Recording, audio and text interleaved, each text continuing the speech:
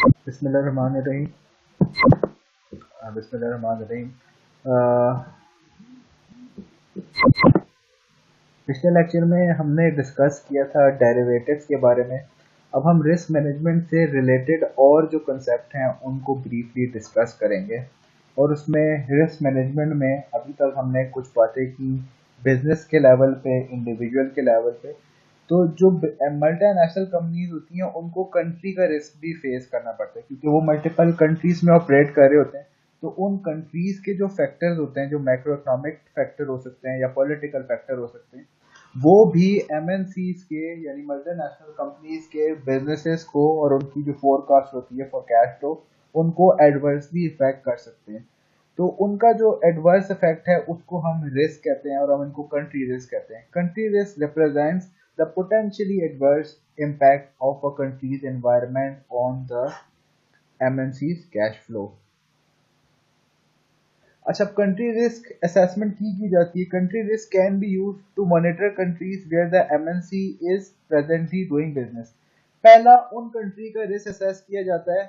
MNC किन countries का risk assess करेगी? पहला उन कंट्रीज का जिसमें ऑलरेडी बिजनेस कर रहे हैं। क्यों? क्योंकि उनसे उनसे इस कंपनी की कैश फ्लो डायरेक्टली एसोसिएटेड है। दूसरा, as a screening divide to avoid conducting business in countries with excessive risk. Definitely उसके अलावा भी कंट्रीज का रिस्क असेस किया जाएगा बाय एमएनसीज। और रीजन क्या है? ताकि उन कंट्रीज को अवॉइड किया जा सके बिजनेस करने के लिए जहां पे रिस्क हायर है। तो एमएनसी डेफिनेटली पहले एक कंट्री का रिस्क एनालाइज करेगी और फिर ये डिसाइड करेगी कि यहाँ पे बिजनेस करना है या नहीं करना। और to improve the analysis use in long term investment और फाइनेंसिंग डिसीजन। और इन्वेस्टमेंट और फाइनेंसिंग डिसीजन लेने के लिए भी country risk assess किया जाता है by the multinational companies. So these are the basically the reasons of assessing country risk by the multinational corporations. अच्छा, पॉलिटिकल रिस्क फैक्टर क्या हो सकते हैं? कंट्री के रिस्क के अंदर जो मेन एक फैक्टर होता है वो पॉलिटिकल रिस्क होता है। तो पॉलिटिकल फैक्टर जो असेस किए जा सकते हैं वो कौन से हो सकते हैं? Attitude of the consumer in the host country. Some consumer may be very loyal to homemade product. अगर कंज्यूमर का उस होस्ट कंट्री में एटीट्यूड ऐसा है कि वो लॉयल है टू देयर प्रोडक्ट, जैसे कि चाइनीज प्रोडक्ट देखी जाए तो चाइनीज काफी सारे लॉयल होते हैं टू देयर प्रोडक्ट। तो ऐसी कंट्री के अंदर ऑपरेट करना हाईली रिस्की होगा for a multinational company. Attitude of the host government. The host government may impose special requirement or taxes, restrict fund transfer, subsidize local firms, or fail to enforce copyright laws. अच्छा, अब attitude of the host government भी देखा जाएगा कि जिस country में का risk assess किया जाए उसकी गवर्नमेंट का एटीट्यूड कैसा है, कि क्या टैक्सेस किस तरह के हैं, फंड्स जब वापस एमएनसी अपनी पेरेंट कंपनी में ट्रांसफर करेगी तो क्या उस पर कोई रिस्ट्रिक्शन तो नहीं है, लोकल फर्म्स को कोई सब्सिडी तो नहीं प्रोवाइड कर रही। इसका मतलब मार्केट में कम्पीट करना मुश्किल हो जाएगा। और अगर कोई कॉपीराइट के भी लॉज एग्जिस्ट नहीं करते तो ऑफकोर्स प्रोडक्ट के थेफ्ट होने के चांसेस हायर है। तो ऐसी कंट्री का पॉलिटिकल रिस्क फैक्टर्स हाई होंगे, यानी कि ओवरऑल कंट्री का रिस्क हायर होगा। उसके अलावा जैसे मैंने कहा ब्लॉकेज ऑफ फंड, एमएनसीज ने अल्टीमेटली बिजनेस करके फंड्स अपनी पेरेंट कंट्री में ट्रांसफर करने। तो कि हो सकता है कि जो लोकल कंट्री है उसकी गवर्नमेंट ने कोई फंड की ट्रांसफर पे ब्लॉकेज किए हुए हो। तो अगर ऐसा है तो उस कंट्री का पॉलिटिकल रिस्क और ओवरऑल कंट्री रिस्क हायर होगा। Currency inconvertibility, the MNC parent may need to exchange earning for goods. इसी तरह करेंसी इनकन्वर्टेबिलिटी या उस पर कोई कन्वर्ट करने पे पॉलिसी ऐसी हो जो रिस्ट्रिक्ट कर रही हो। अगर वॉर का केस है तो अगेन कंट्री रिस्क और उसका पॉलिटिकल रिस्क दोनों हायर ही होंगे। इंटरनल एक्सटर्नल बैटल और even the threat of war can be devastating effect. Iraq के अंदर शायद बिजनेस करना इसका सबसे मुश्किल होगा क्योंकि वो कॉन्स्टेंट वॉर में है सिंस लास्ट 2 डेकेड्स। ब्यूरोक्रेसी, हो सकता है ब्यूरोक्रेसी की पावर इस तरह की हो कि वो मल्टीनेशनल का बिजनेस करना मुश्किल हो रहा हो, ब्यूरोक्रेसी का एटीट्यूड इस लेवल का हो, जैसा कि शायद पाकिस्तान में भी कुछ हद तक है। और करप्शन, जिस कंट्री में करप्शन ज्यादा होगी वहां पे कॉस्ट ऑफ डूइंग बिजनेस भी ज्यादा होगी, यानी कि रेवेन्यू रिड्यूस होगा, यानी कि ओवरऑल जो रिस्क होगा to achieve its forecasted cash flow will be higher. तो ऐसी इन फैक्टर्स की वजह से कंट्री का पॉलिटिकल रिस्क या कंट्री रिस्क हायर होता है, और ये चीजें मल्टीनेशनल पहले से असेस करती हैं बिफोर डूइंग द बिजनेस। अच्छा, कंट्री रिस्क के अंदर पॉलिटिकल फैक्टर तो हमने देख ली, कंट्री रिस्क में फाइनेंशियल फैक्टर भी होते हैं, और वो कौन से होते हैं? Current and potential state of countries economy, a recession can severely reduce demand, financial distress can also cause the government to restrict MNCs operation. यानी कि अगर कंट्री अपनी इकोनॉमिक साइकिल के डिप्रेशन फेज में है, तो ऐसी कंट्री में डेफिनेटली हर चीज की डिमांड लो ही होगी, तो ऐसी कंट्री में जो कंट्री रिस्क है वो हायर होगा for the purpose of MNCs conducting it's operations. The country's economic growth is dependent on several financial factors, interest rate, exchange rates, inflation, etc. अगर इन्फ्लेशन बहुत हाई है तो अगेन इसका जो है जो सेल से या ऑपरेशन से एडवर्स रिलेशनशिप होता है, तो ऐसी कंट्री में अगेन पॉलिटिकल रिस्क और कंट्री रिस्क दोनों हाई होंगे। पॉलिटिकल तो नहीं, इनफैक्ट फाइनेंशियल रिस्क और कंट्री रिस्क दोनों हायर होंगे। अच्छा, अब फैक्टर्स तो हमने देख लिए कि कंट्री रिस्क के अंदर फैक्टर कौन कौन से आते हैं, वो तो हमने देख लिए। अब इन फैक्टर्स की असेसमेंट करने के लिए टूल्स कौन कौन से अवेलेबल हैं?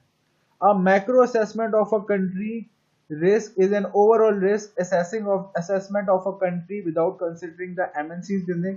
पहले इसकी मैक्रो असेसमेंट होती है, सिंपल कंट्री को असेस किया जाता है और उसके मैक्रो इकोनॉमिक फैक्टर्स यानी कि उसका इंटरेस्ट रेट, उसका एक्सचेंज रेट, उसके इन्फ्लेशन रेट, इसको असेस किया जाता है without keeping in view the MNC operation. फिलहाल एमएनसी के बिजनेस को व्यू में रखते हुए असेसमेंट नहीं होती, बल्कि जनरल असेसमेंट होती है of countries macro economic environment.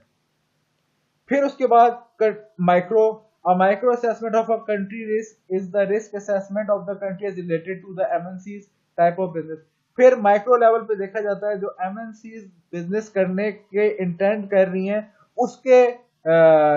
उसके डायनामिक्स क्या है उस कंट्री में। तो पहले ओवरऑल असेसमेंट होती है जिसको मैक्रो असेसमेंट बोलते हैं, और फिर इंडस्ट्री स्पेसिफिक असेसमेंट होती है जो कि माइक्रो असेसमेंट कहलाती है।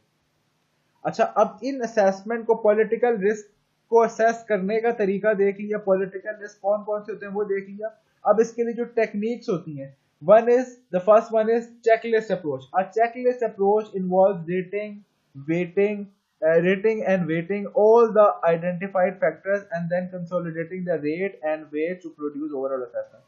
पहला तरीका क्या है कि चेकलिस्ट अप्रोच, कि सिंपल जितने भी पॉलिटिकल रिस्क फैक्टर हैं जो हमने पीछे स्लाइड्स में देखे उनको लिस्ट डाउन कर लें और उसको वेट्स असाइन कर लें और ओवरऑल उनको प्लस करके ओवरऑल उस कंट्री का रिस्क निकाल लें।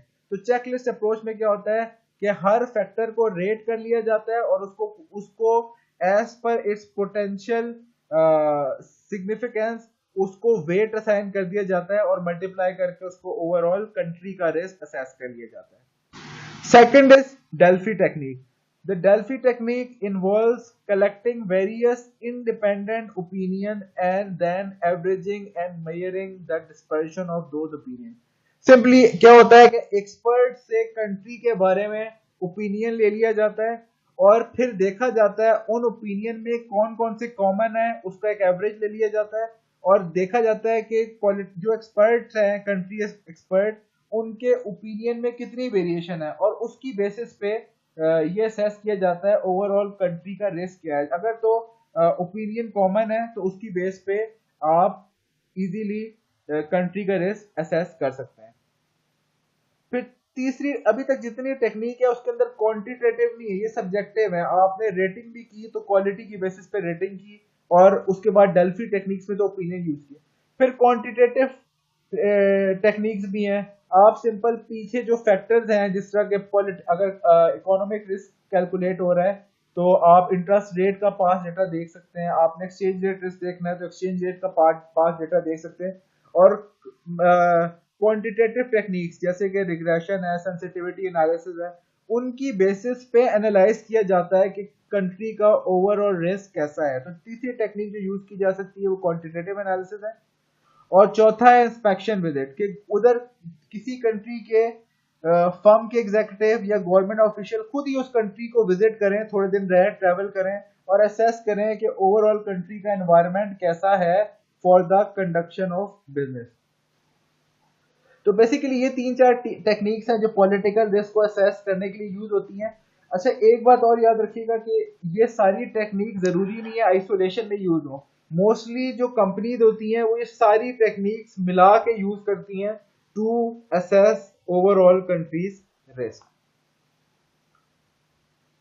Techniques of assessing this often firm use a variety of technique for making countries risk assessment. जैसा मैंने कहा, for example, they may use checklist approach to develop an overall economy risk rating and some of the other techniques to assign rating to the factors. अच्छा, checklist approach में जैसा मैंने आपसे कहा कि assign values and weight to political risk factor, multiply the factor values with their respective weight and sum up to give overall political risk rating. जैसा मैंने आपसे कहा, चेकलिस्ट अप्रोच के अंदर आप सिंपली फैक्टर्स को आइडेंटिफाई करेंगे एज अ रिस्क मैनेजर और उसको वैल्यूज असाइन करेंगे और वेट्स देंगे और दोनों को मल्टीप्लाई करके टोटल करेंगे तो उस कंट्री का ओवरऑल रिस्क निकल आएगा। Derive the financial risk rating similarly, इसी तरह आप मल्टीपल कंट्रीज का रिस्क निकाल सकते हैं और उसके बाद कंपेयर कर सकते हैं कि कौन सी कंट्री में बिजनेस करना चाहिए।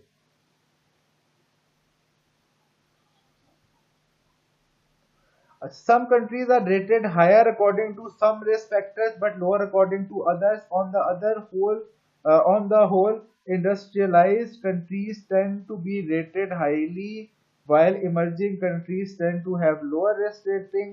Countries' risk rating change over time in response to changes in risk factor.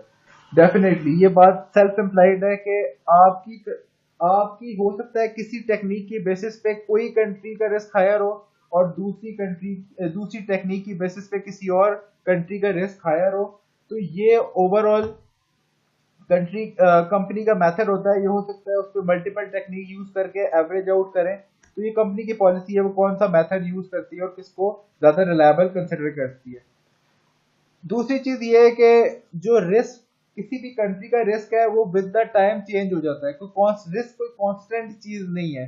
तो ये रिस्क फैक्टर जब चेंज होंगे तो कंट्री का रिस्क भी चेंज हो जाएगा और उसकी जो रेटिंग है और जो उसका नंबर है as per the country risk वो भी चेंज हो जाएगा।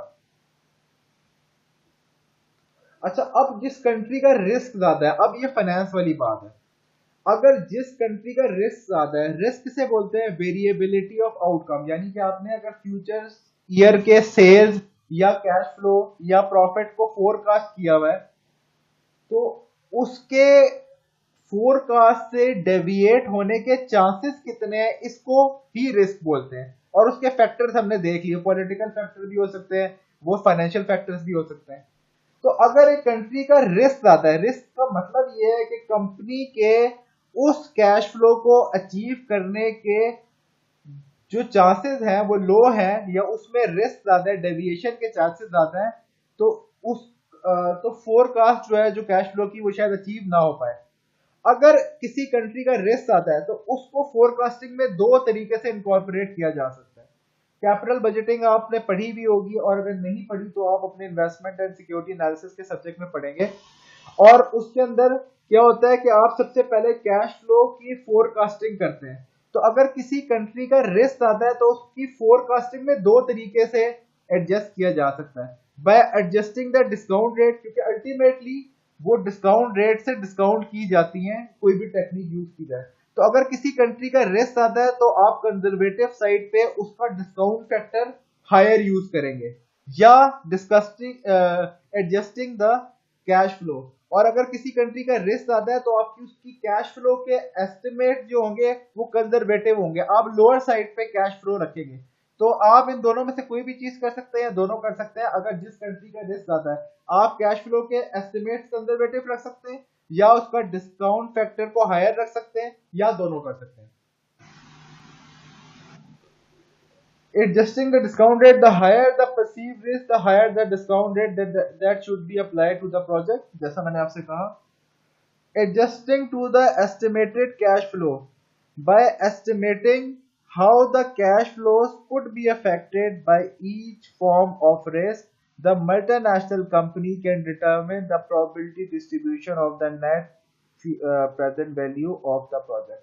तो सिंपली इसकी कैश फ्लोस जो है वो रिड्यूस की जा सकती हैं, और वो कैसे रिड्यूस की जा सकती हैं कि जो कंजर्वेटिव आउटकम है, यानी कि जो लेस फेवरेबल आउटकम है, उसकी प्रोबेबिलिटी को ज्यादा हायर लेके जाया जा सकता है, और जो उसकी एक्सपेक्टेड वैल्यूज कैलकुलेट होंगी वो अल्टीमेटली लोअर ही होंगी.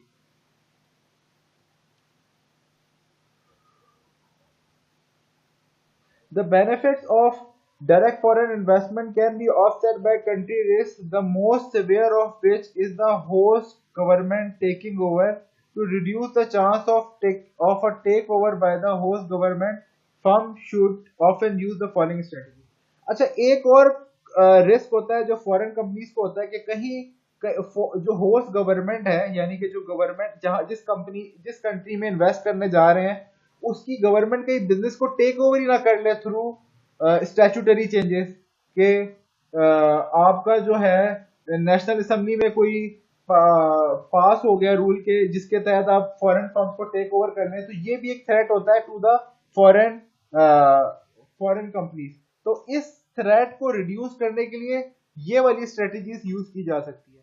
Number 1, short use of short term horizon. This technique concentrate on recovering cash flow quickly. यानी कि आपने जो आपका बिजनेस की स्ट्रेटेजी ऐसी होनी चाहिए कि आपकी जितनी इन्वेस्टमेंट है वो शॉर्ट रन में ही रिकवर कर ली जाए. ऐसे बिजनेस में फोकस किया जाए जिसके अंदर शॉर्ट रन में आप अपने ओरिजिनल इन्वेस्टमेंट को रिकवर कर लें ताकि लॉस के चांसेस लो हो जाए. दूसरी पॉलिसी क्या है? Rely on unique suppliers of technology. अगर तो कंपनी के पास कोई टेक्नोलॉजिकल एडवांसमेंट है और वो किसी यूनिक टेक्नोलॉजी पे रिलाय कर रही है, तो गवर्नमेंट के टेक ओवर करने के चांसेस बहुत लो हैं. क्यों? क्योंकि वो टेक्नोलॉजी उस गवर्नमेंट के पास नहीं है जो इस कंपनी के पास है. तो अगर वो टेक ओवर भी कर लेगी तो बिजनेस को रन नहीं कर सकती. तो अगर तो ऐसी स्ट्रेटेजी है कंपनी के पास, तो गवर्नमेंट ऐसी कंपनीज को नॉर्मली टेक ओवर नहीं करेगी. तीसरी, हाई लोकल लेबर. तीसरी स्ट्रेटेजी ये होती है, ये जो है बहुत कॉमनली फॉलो होती है कि लोकल लेबर हायर कर ले. अगर गवर्नमेंट ऐसी कंपनी को टेक ओवर करेगी तो उन्हीं के जो रेजिडेंट्स हैं वो प्रोटेस्ट में आ जाएंगे क्योंकि उनको अनएम्प्लॉयमेंट फेस करनी पड़ी होगी. तो अगर लोकल एम्प्लॉयज होंगे तो गवर्नमेंट पे भी एक प्रेशर होगा कि ऐसी कंपनी अपना बिजनेस कंटिन्यू करे. और चौथी, बोरो लोकल फंड. अगर लोकल फंड भी बोरो किए हुए होंगे तो फिर गवर्नमेंट टेक ओवर नहीं कर पाएगी, क्योंकि अल्टीमेटली अगर टेक ओवर करेगी तो कंपनी बोरोड फंड्स को रिटर्न नहीं करेगी और कंट्री का ही लॉस है. तो चौथी स्ट्रेटेजी ये हो सकती है कि लोकल बैंक से फंड्स बोरो कर लिए जाए ताकि गवर्नमेंट उसको टेक ओवर ना कर सके. पांचवी, इंश्योरेंस बाय कर लें कि कोई ऐसी इंश्योरेंस हो जो गवर्नमेंट के टेक ओवर को इंश्योर किया जा सके. अच्छा, उसके बाद है आपकी जो अभी हमने बात की कि जो हम इसको डिस्काउंट कर रहे थे, डिस्काउंट कैसे किया जाता है? जो फ्यूचर की फोरकास्ट होती है उसको उसकी प्रोबेबिलिटी से मल्टीप्लाई किया जाता है, और जितनी भी फोरकास्ट है उसको जो जो प्रोबेबिलिटी है उससे मल्टीप्लाई किया जाता है और फिर उसको डिस्काउंट फैक्टर से डिस्काउंट कर लिया जाता है. 1+KT is actually the discount factor. ये K is return on equity है या weighted average cost of capital कह लें अगर वैक यूज कर रहे हैं.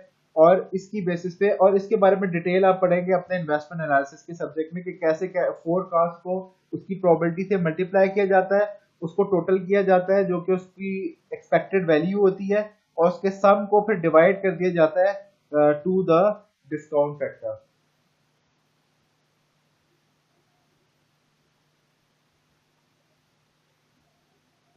Country risk can be used to monitor countries where MNC is presently doing business. ये तो हम डिस्कस कर चुके हैं. अच्छा, इंपॉर्टेंस ऑफ रिस्क एनालिसिस.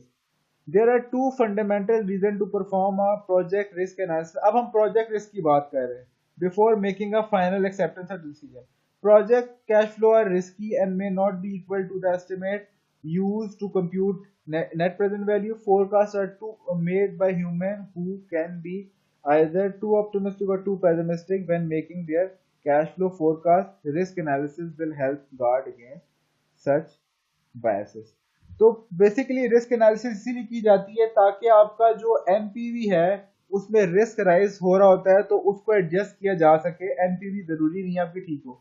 और दूसरी चीज, ह्यूमन से फोरकास्टिंग के दरमियान एरर हो सकता है। कुछ ह्यूमंस होते हैं बहुत ज्यादा ऑप्टिमिस्टिक होते हैं, कुछ बहुत पेसिमिस्टिक होते हैं, तो एरर के चांसेस हैं फोरकास्टिंग में, जो फ्यूचर फोरकास्टिंग हो रही है। तो इस वजह से रिस्क एनालिसिस कर ली जाती है कि कहीं असेसमेंट के अंदर कोई मिस्टेक तो नहीं होगी रिस्क असेसमेंट में, तो रिस्क की बेसिस पे उस कैश फ्लो को एडजस्ट किया जाता है। It is reasonable to assume that the actual cash flow an investment produces will never equal to expected cash flow used to estimate the investment's NPV, as there are many possible cash flows. देखिए ये एक fact है कि जो forecasted cash flow होती है वो हमेशा एक्चुअल कैश फ्लो से डिफरेंट ही होती है, चाहे वो जितनी मर्जी सर्टेनिटी से या जितनी मर्जी एक्सपर्ट ने बनाई हुई हो। तो ये भी एक फैक्ट है और इसीलिए रिस्क एनालिसिस की जाती है। तो जो टेक्निक्स यूज होती हैं उसके अंदर सिनेरियो एनालिसिस भी हो सकती है, सिमुलेशन भी हो सकती है, सेंसिटिविटी एनालिसिस भी हो सकती है। ये नाम आपके लिए काफी है क्योंकि ये हमारे कोर्स का पार्ट नहीं है, तो हम इनको डिटेल में डिस्कस नहीं करेंगे। एक्सपेक्टेड वैल्यू को हम डिस्कस कर लेते हैं, सिर्फ एक्सपेक्टेड वैल्यू को। एक्सपेक्टेड वैल्यू क्या होती है कि आप सिनेरियो की बेसिस पे प्रोबेबिलिटी को एलोकेट करते हैं। मतलब फॉर एग्जांपल एक प्रोबेबिलिटी ये है कि अगर कंट्री के अंदर डिप्रेशन आ गया तो आपकी अगले साल की जो कैश फ्लो है वो $100 होगी और इसकी प्रोबेबिलिटी 25% है। अगर बूम का सिचुएशन आ गई किसी उसी कंट्री में जहां पे एमएनसी इन्वेस्ट करने जा रही है, तो उसकी जो अगले साल की जो कैश फ्लो है वो $400 होगी और बूम के जो चांसेस हैं वो 75% है। तो सिंपली एक्सपेक्टेड वैल्यू में क्या किया जाता है, उस कैश फ्लो को उसकी प्रोबेबिलिटी से मल्टीप्लाई कर दिया जाता है और जितने सिनेरियोज होते हैं उनकी इस प्रोडक्ट को सम कर लिया जाता है। तो इस केस में एक्सपेक्टेड वैल्यू 325 है और वो कैसे है, 0.25 यानी 25% इंटू 100 इस कैश फ्लो की इसकी प्रोबेबिलिटी से मल्टीप्लाई कर दें और उसको प्लस कर दें जो नेक्स्ट कैश फ्लो है उसकी प्रोबेबिलिटी से, और उसका आंसर निकाल लें, दैट इज $325। तो ये आपकी एक्सपेक्टेड कैश फ्लो है और ये रिस्क को केटर करने के बाद आपने असेस की है, क्योंकि रिस्क की सिचुएशन को भी आपने एनालाइज कर लिया है कि रिस्क के भी चांसेस हैं, लो कैश फ्लो होने के चांसेस इसके अंदर केटर कर लिए। अब इसको जब डिस्काउंट करेंगे तो आप डिस्काउंट फैक्टर को हायर कर सकते हैं अगर हाई रिस्क कंट्री है, अगर तो लो रिस्क कंट्री है तो डिस्काउंट फैक्टर उतना ही रहेगा। तो जो आज की इस चैप्टर की डिस्कशन थी वो यहीं तक थी। इसमें हमने कंट्री रिस्क के बारे में डिस्कस किया और ये देखा कि पॉलिटिकल और कंट्री रिलेटेड फैक्टर्स को कैसे इनकॉर्पोरेट किया जाता है in forecasting by the multinational companies, और ये पॉलिटिकल और फाइनेंशियल रिस्क के फैक्टर्स होते कौन कौन से। तो ये लेक्चर हमारा यहीं तक है। इससे कोई रिलेटेड सवाल हो तो you can come up with the question in the class. So thank you so much. Allah Hafiz.